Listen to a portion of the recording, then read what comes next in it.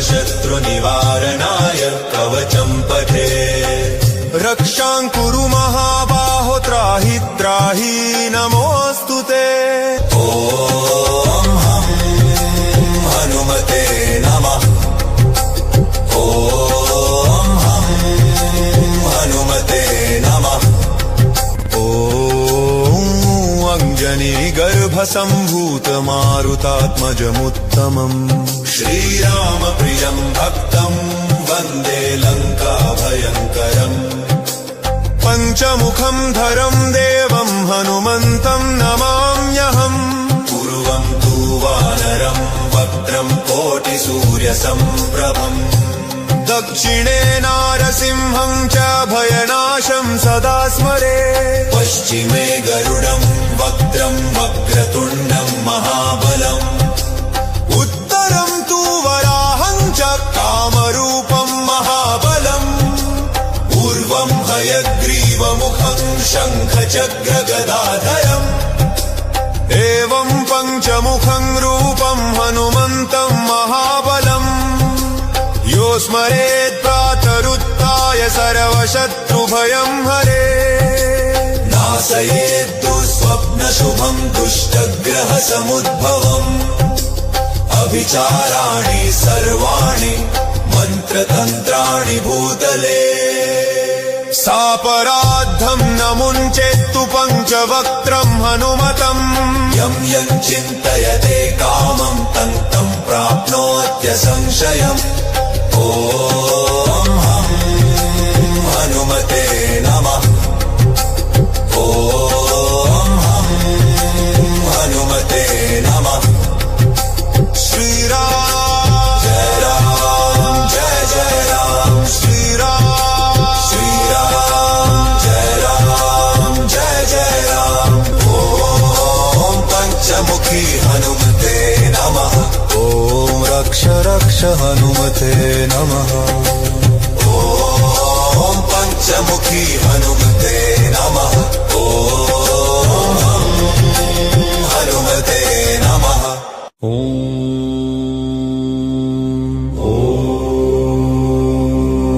श्रीगणेशाय नमः। ॐ श्रीरामाय नमः। ॐ पञ्चमुखे हनुमते नमः। पञ्चवक्त्रं महाभीमं त्रिनेत्रं च महाबलम्। सिंहिकागर्भसम्भूतं हनुमन्तं नमाम्यहम्। ॐ हनुमते रक्ष रक्ष सर्वतो माम्। ॐ हनुमते रक्ष रक्ष सर्वतो माम्। पूर्वे हनुमान् कपिमुखधारी रक्षतु माम्। दक्षिणे नारसिंहवपुर्मां सदा पातु। पश्चिमे गरुडरूपवान् रक्षतु। उत्तरदिशि वराहरूप सदा रक्षतु माम्। पूर्वे हयग्रीवविग्रह पातु मे शिरः। अधस्तात् ब्रह्मास्त्ररूप पातु पादयुग्मं सदा मम। अष्टदिशि रक्षतु पञ्चवक्त्र। स्वप्ने जागृति गच्छतः पश्यतः शयानम्। पश्यन्तं हसन्तं चलन्तं सर्वदा रक्षतु हनुमान् महाबलः। ॐ अञ्जनीसुताय महाबलाय रामदूताय नमः। ॐ किलकिलाय वीराय विक्रान्ताय नमो नमः। ॐ भूतप्रेतपिशाचादिनाशाय स्वाहा। ओमसि धारा कृशानुवत् कवचं मे हनुमान् स्थापयतु। रामभक्ताय रामदूताय हनुमते नमः। सर्वशत्रुनिवारणाय कवचं पठे। रक्षां कुरु महाबाहो त्राहि त्राहि नमोऽस्तु ते। ॐ हं हनुमते नमः। ॐ हं हनुमते नमः।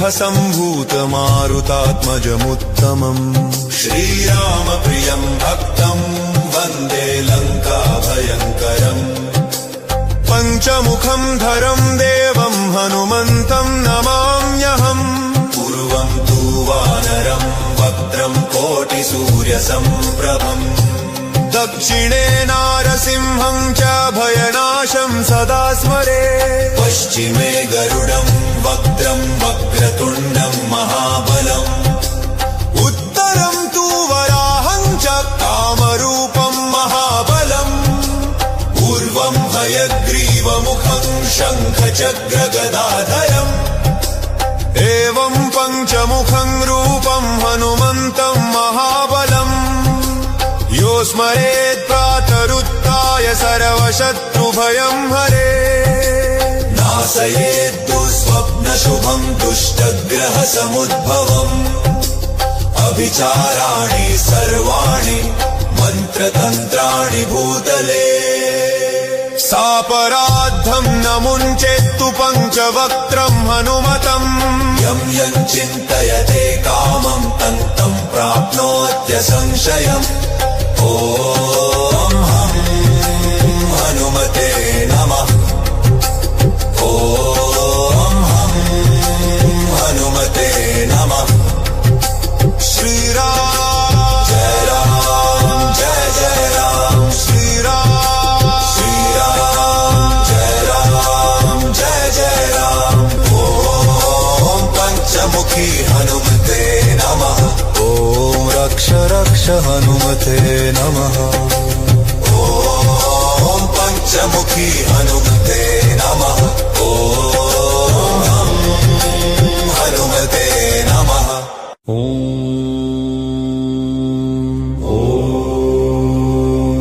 ॐ श्रीगणेशाय नमः ॐ श्रीरामाय नमः ॐ पञ्चमुखे हनुमते नमः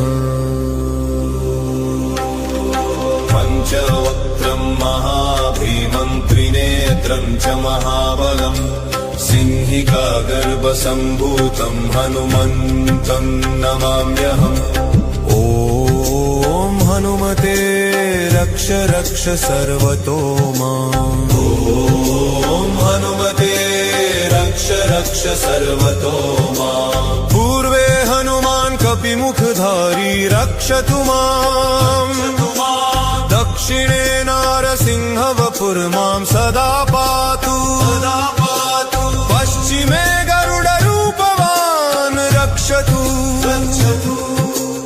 उत्तरदिशि वराहरूप सदा रक्षतु माम् पूर्वे हयग्रीवविग्रह पातु मे शिरः अधस्तात् ब्रह्मास्त्ररूप पातु पादयुग्मं सदा मम अष्टदिशि रक्षतु पञ्चवक्त्र स्वप्ने जागृति गच्छतः पश्यतः शयानम् पश्यन्तं हसन्तं चलन्तं सर्वदा रक्षतु हनुमान् महाबलः ॐ अञ्जनीसुताय महाबलाय रामदूताय नमः ॐ किलकिलाय वीराय विक्रान्ताय नमो नमः ॐ भूतप्रेतपिशाचादिनाशाय स्वाहा ओमसि धारा कृशानुवत् कवचं मे हनुमान् स्थापयतु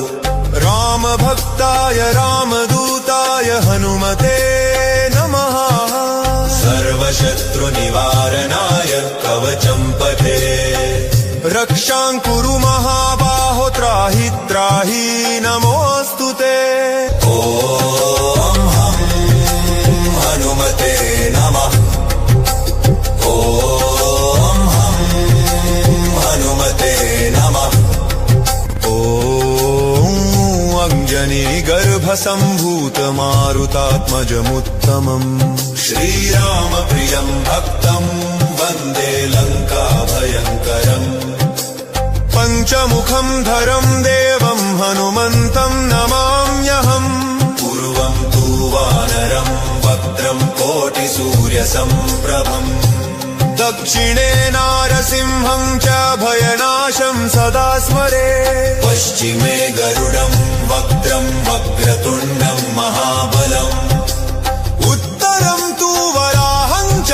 कामरूपं महाबलम् पूर्वं हयग्रीवमुखं शङ्खचक्रगदाधरम् एवं पञ्चमुखं रूपं हनुमन्तं महाबलम् यो स्मरेत् प्रातरुत्थाय सर्वशत्रुभयं हरे नाशयेत् दुःस्वप्नशुभं दुष्टग्रहसमुद्भवम् अभिचाराणि सर्वाणि मन्त्रतन्त्राणि भूतले सापराद्धं न मुञ्चेत्तु पञ्चवक्त्रं हनुमतम् यं यं चिन्तयते कामं तं तं प्राप्नोत्यसंशयम् ॐ हं हनुमते नमः ॐ हं हनुमते नमः श्रीराम जय राम जय जय राम श्रीराम श्रीराम जय राम जय जय राम ॐ पञ्चमुखी हनुमते नमः ॐ रक्ष रक्ष हनुमते नमः ॐ पञ्चमुखी हनुमते नमः ॐ हनुमते नमः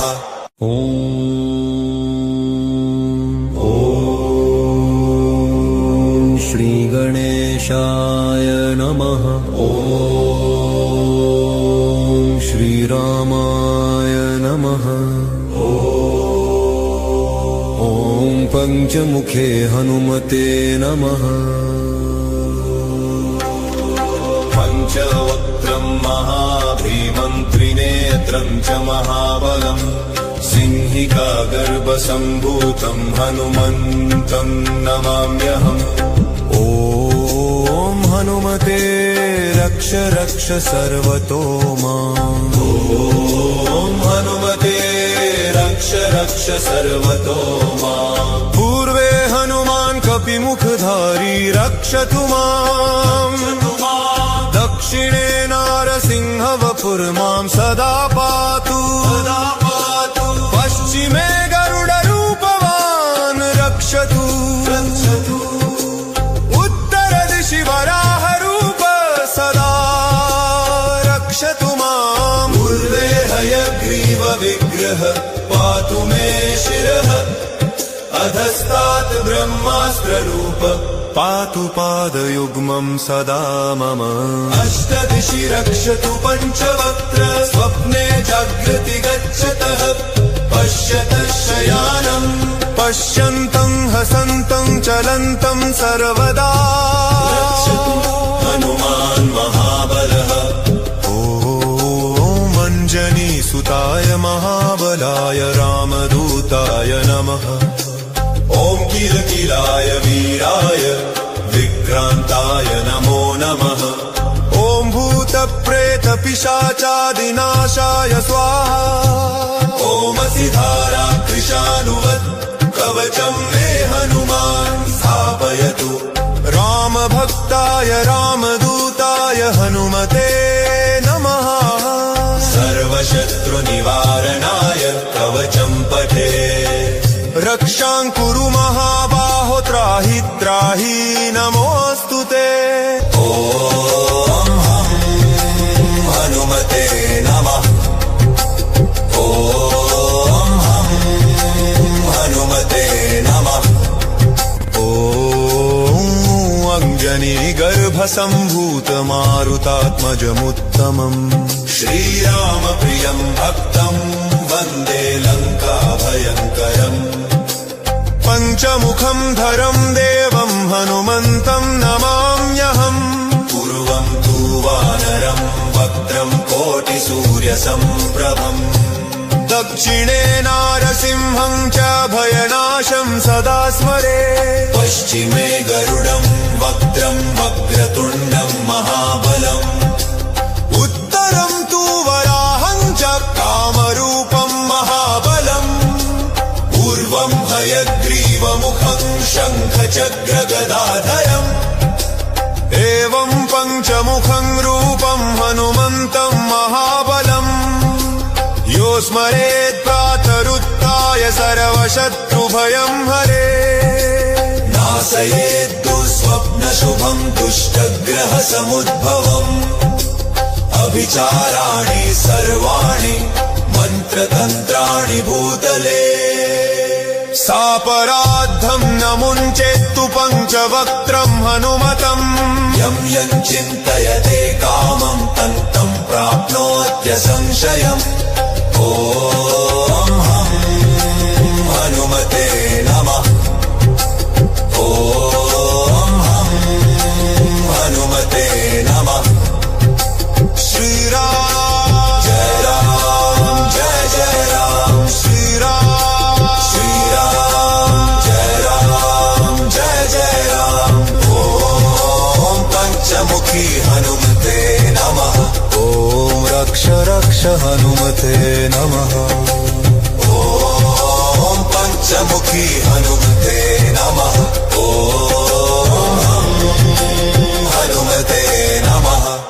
स्मॉल स्टार स्टोरीज में आपका स्वागत है। भगवान श्री हनुमान जी आप सबकी रक्षा करें और आपको शक्ति प्रदान करें। यदि ये वीडियो आपको पसंद आए तो कृपया लाइक करें और चैनल को सब्सक्राइब करना ना भूलें।